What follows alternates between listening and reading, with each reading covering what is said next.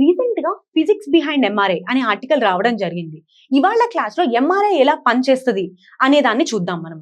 So MRI అంటే ఏంటి? Magnetic resonance imaging. ఇందులో 4 పార్ట్స్ ఉంటాయి.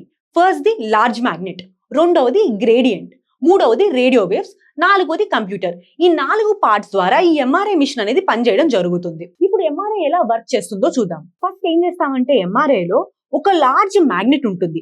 ఆ లార్జ్ మ్యాగ్నెట్ లోపల పేషెంట్ ని ప్లేస్ చేస్తాము. సో ఈ లార్జ్ మ్యాగ్నెట్ ఒక యూనిఫైడ్ మ్యాగ్నెటిక్ ఫీల్డ్ ని క్రియేట్ చేస్తుంది.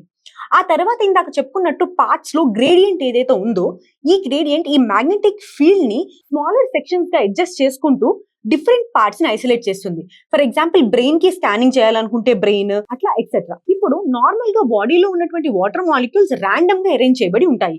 కానీ ఎప్పుడైతే మ్యాగ్నెటిక్ ఫీల్డ్ అప్లై చేస్తామో ఈ వాటర్ మాలిక్యూల్స్ కూడా సేమ్ రిథమ్ అండ్ ఫ్రీక్వెన్సీలో మూవ్ అవుతాయి. Magnetic field A rhythm and ఫ్రీక్వెన్సీలో మూవ్ అవుతుందో ఈ వాటర్ మాలిక్యూల్స్ కూడా అదే రిథమ్ అండ్ ఫ్రీక్వెన్సీలో మూవ్ అవుతాయి.